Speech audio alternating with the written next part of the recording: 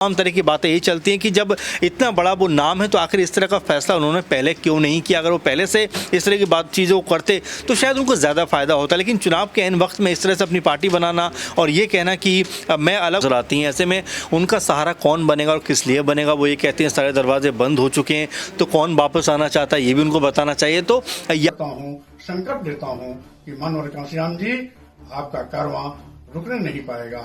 आपके सपनों को हम सब मिल करके आगे बढ़ाने का काम करेंगे। पूरा का पूरा देश का शोषित वंचित समाज मिल करके। नमस्कार, मैं प्रांशी राठौर और आप देख रहे हैं नेक्स्ट 9 न्यूज।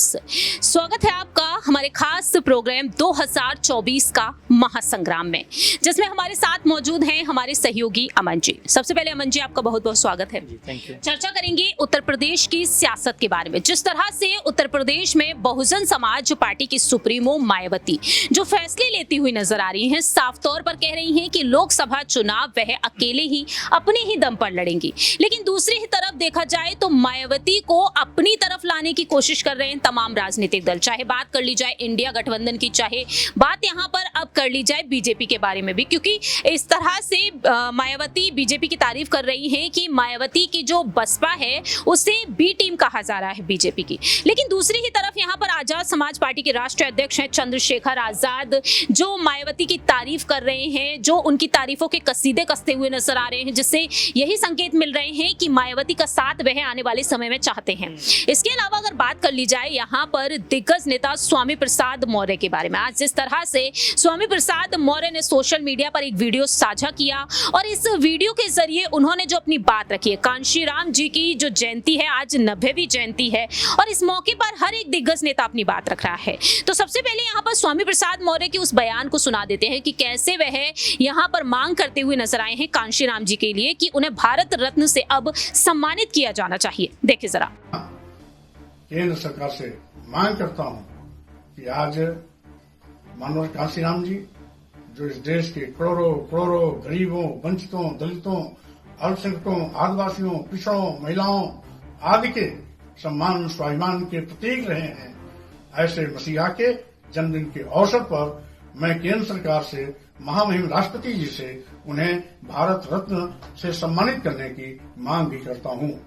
आज पुनः मनोहर कांशीराम साहब जी के जन्मदिन के अवसर पर उन्हें श्रद्धा सुमन अर्पित करते हुए उनके जन्मदिन के अवसर पर कोटशाह नमन करता हूं, वंदन करता हूं, संकल्प देता हूं कि मनोहर कांशीराम जी, आपका कारवां रुकने नहीं पाएगा। आपके सपनों को हम सब मिल करके आगे बढ़ाने का काम करेंगे। पूरा का पूरा देश का शोषित वंचित समाज मिल करके आपके सामाजिक परिवर्तन आंदोलन को ऊंचाइयों तक ले जाएगा। मनोहर कांशीराम जी का सपना अधूरा हम सब मिलकर करेंगे पूरा। इस संकल्प के साथ हम पुनः आज अपनी बात को विराम देते हुए साहब जी के जन्मदिन के अवसर पर पुनः उन्हें कोटशाह नमन करता हूं, वंदन करता हूं, अपनी बात पर विराम देता हूं। जय भीम, जय भारत। फिलहाल स्वामी प्रसाद मौर्य ने जो बातें अपनी रखी हैं, अब इन बातों के अगर इर्द गिर्द घूमा जाए, यहाँ पर अगर पुराने बयानों पर रुख कर लिया जाए, वह मायावती की तारीफ करते हुए नजर आए हैं कि मायावती जिस तरह से राजनीति में काम करती चले आई हैं, उनकी जैसी दिग्गज महिला नेत्री उन्हें कोई नहीं दिखी, जिसके बाद से ये कहा जाने लगा कहीं ना कहीं बहुजन समाज पार्टी की तरफ एक बार फिर से वह रुख कर सकते हैं। हाल ही में अखिलेश यादव का उन्होंने साथ छोड़ दिया, राष्ट्रीय शोषित समाज पार्टी का उन्होंने गठन किया। कैसे देख रहे हैं स्वामी प्रसाद मौर्य के इन बयानों को? देखिए, जाहिर सी बात है, क्योंकि शुरुआत से अगर देखा जाए तो सपा के अंदर जब वो थे तब धर्म को लेकर बड़ी बातचीत किया करते थे, बड़े बयान दिया करते थे। उस वक्त भी सपा के तमाम सारे नेताओं ने यही बात कही कि क्या जो स्वामी प्रसाद मौर्य हैं ये समाजवादी पार्टी के अंदर एक दो कह सकते हैं हिस्से करने के लिए आए हुए हैं, ऐसे बयान दे रहे हैं, लगातार पार्टी विरोधी काम करते हुए नजर आ रहे हैं। और उसके बाद उन्होंने पार्टी से अपना नाता तोड़ लिया और ये तक कहा कि भाई मुझे पार्टी में जिस तरह से दरकिनार किया गया उससे मैं बहुत आहत हूँ, इसीलिए मैं पार्टी से तमाम जो मेरे नाते हैं वो ख़त्म करता हूँ। फिर वो अपनी पार्टी बनाते हैं, फिर यही बात कहते हुए नजर आते हैं कि भले ही मैं अलग हो गया हूं लेकिन मैं अभी भी इंडिया गठबंधन के साथ हूं, मैं उनके साथ हमेशा रहूंगा क्योंकि बीजेपी के खिलाफ खड़ा होना बहुत ज़रूरी है। इस तरह की बातें वो करते हुए नजर आते हैं। उसके बाद अचानक वो फिर मायावती की तारीफ करते हुए नजर आते हैं। तो ये जो उनका कह सकते हैं कि लगातार जो रुख बदलता हुआ दिखाई पड़ता है, ये उसी बात की तरफ इशारा करता है कि किसी भी तरफ मौका मिलेगा तो वो उस तरफ वो चले जाएंगे। क्योंकि देखिए यूपी की राजनीति में स्वामी प्रसाद मौर्य एक बड़ा नाम है, इसमें कोई दोहराए की बात नहीं है। ऐसे में अब जबकि वो अकेले पड़ते हुए नजर आ रहे हैं तो उनको भी सहारे की जरूरत हो सकता है कि मायावती के साथ में एक बार फिर उनकी नजदीकी बढ़ जाए और एक तरीके से दोनों पार्टियों का गठबंधन होता हुआ दिखाई पड़े। और ऐसे में उनकी बेटी जो संघमित्रा वो बीजेपी से है, तो कई तरह की मिली जुली राजनीति करते हुए यहाँ पर जो स्वामी प्रसाद मौर्य हैं वो नजर आते हैं। और यही वजह है कि कहीं पे भी उनका ठोर ठिकाना हो नहीं पा रहा है, कभी सपा, कभी बसपा, कभी बीजेपी, ऐसे में लगातार हर पार्टी में घूम रहे हैं। और ऐसे में अगर हम देखें सपा के तमाम लोगों ने ये तक कहा कि भाई आप एक काम करिए, आप कांग्रेस में भी चले जाइए कि इतनी जगह आप घूम चुके हैं तो आप जो है इस पार्टी में भी शामिल हो जाइए। तो अपनी विचारधारा कुछ नजर नहीं आती मौर्य की, और यही वजह है कि इतना अनुभव होने के बाद भी उनकी जो राजनीति है वो अभी भी अधर में नजर आती है। स्वामी प्रसाद मौर्य की अगर कांग्रेस में शामिल होने की बात कर ली जाए, चाहे यहाँ पर किसी अन्य पार्टी के बारे में बात कर ली जाए, इंडिया गठबंधन को लेकर वह कहते हैं कि मैं इंडिया गठबंधन का साथ दूंगा अखिलेश यादव का साथ छोड़कर। स्वामी प्रसाद मौर्य जिस तरह से अब भी इस स्थिति को पैदा करते हुए नजर आ रहे हैं, असमंजस में नजर आ रहे हैं,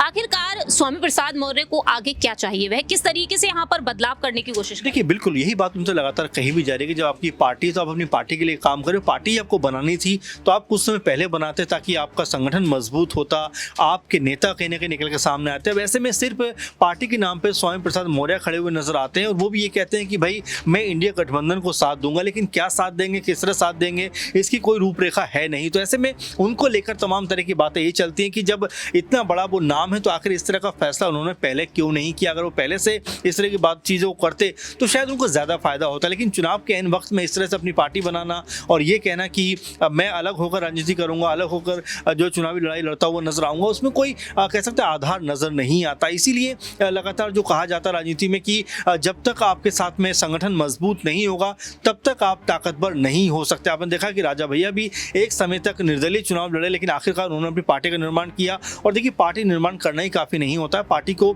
एक बड़े लेवल पर बनाना भी होता है। आपने देखा कि शिवपाल यादव भी अपने खुद में से नाराज होते हैं, फिर प्रस्ताव बनाते, लेकिन वो पार्टी को इतनी अच्छी तरह से आगे नहीं बढ़ा पाते, इसीलिए वो पार्टी जस की तस रह जाती है। तो यही बात देखिए देखने वाली है, गौर करने वाली है कि स्वामी ने प्रसाद मौर्य ने पार्टी तो भली बना ली, लेकिन क्या वो पार्टी वर्क कर पा रही है, क्या वो पार्टी वर्क कर पाएगी? और ऐसे में अगर ये पार्टी वर्क नहीं कर पाती तो फिर स्वामी प्रसाद मौर्य का भविष्य क्या होने वाला है? क्योंकि उनकी बेटी तो कहती है कि भाई मैं बीजेपी का हिस्सा हूं और मैं बीजेपी की विचारधारा से अडिग हूं, उनके साथ जुड़ी हुई हूं। तो ऐसे में जो बाप बेटी के बीच में जो सियासी कह सकते हैं मतभेद है वो अमूमन उभर के आता रहता है। लेकिन अगर हाँ यहाँ पर स्वामी प्रसाद मौर्य की वजह से अगर उनकी बेटी को टिकट नहीं मिलता है तो ये हो सकता है कि उनकी बेटी और वो अपनी पार्टी से चुनाव लड़ते हुए नजर आ जाएं। तो फिलहाल ऐसी संभावनाएं कम है, क्योंकि उनकी बेटी लगातार बीजेपी के लिए प्रचार प्रसार कर रही है और ये कह रही है कि मैं बीजेपी की विचारधारा के साथ जुड़ी हुई हूँ और हमेशा मैं उनके साथ में जुड़ी रहूंगी। ऐसे में मौर्य के लिए मुश्किल ये है कि वो किस तरफ जाएं, इस तरफ जाएं या उस तरफ जाएं, क्योंकि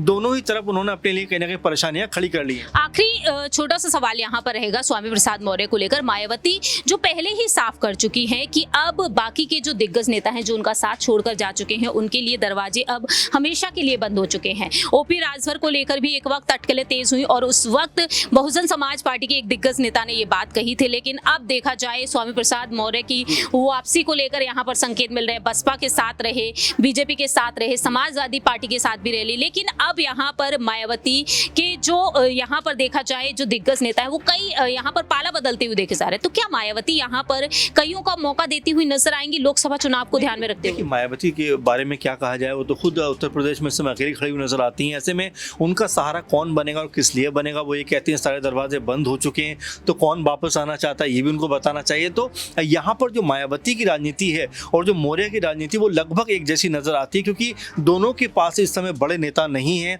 अभाव है, पार्टी है, संगठन है, लेकिन उसके बावजूद भी यूपी की राजनीति में कोई बहुत बड़ा इंपैक्ट क्रिएट नहीं कर पा रहे। देखिए स्वामी प्रसाद मौर्य जब तक सपा के अंदर थे उनके बारे में खूब लिखा भी जाता था, मीडिया में भी खूब चर्चाएं थी, लेकिन जैसे आज वो अलग हो गए तो उतनी चर्चा नजर नहीं आ रही। तो यही कहा जा रहा है कि आखिर जो मौर्य हैं आने वाले दिनों में किस तरफ वो जाते हुए नजर आएंगे, क्योंकि सपा से सारे कह सकते हैं संबंध खत्म हो चुके हैं, बीजेपी से पहले ही वो बाहर आ चुके हैं, इसके अलावा कह सकते हैं कि बसपा उन्हें बिल्कुल मना कर रही है। तो ऐसे में जो स्वामी प्रसाद मौर्य हैं वो लगातार फंसे हुए हैं। अब आने वाले दिनों में किस तरह का वो कदम उठाते हुए नजर आ सकते हैं ये देखने वाली बात होगी। और क्या लोकसभा चुनाव में वो कोई बड़ी भूमिका निभा सकते हैं अपने दम पर, क्या खुद भी लोकसभा चुनाव में कहीं से उतर सकते हैं, क्योंकि कई सारे अभी सवाल हैं जो अभी अनसुलझे हैं, लेकिन क्या इन सब का जवाब मौर्य देते हुए नजर आएंगे और क्या मौर्य अकेले दम पे वो ऐसी शख्सियत हैं जो चुनाव जीत सकते हैं? क्योंकि आपने देखा कि सपा के साथ वो आए पाए, चुनाव हारे। अब ऐसे में क्या वो अकेले दम पे चुनाव जीत सकते हैं? सबसे बड़ा सवाल इस समय यूपी में यही है। अब यही देखना होगा कि लोकसभा चुनाव की तारीखों का ऐलान जो जल्द ही होने वाला है, आखिरकार यहाँ पर आने वाले समय में स्वामी प्रसाद मौर्य क्या एक बार फिर से बहुजन समाज पार्टी की तरफ जाते हुए नजर आएंगे, मायावती एक बार फिर से उन्हें अपने साथ लाती हुई नजर आएंगी, ये देखना काफी ज्यादा अहम होगा। फिलहाल इस खास प्रोग्राम में इतना ही। बाकी की तमाम अपडेट्स के लिए देखते रहिए नेक्स्ट 9।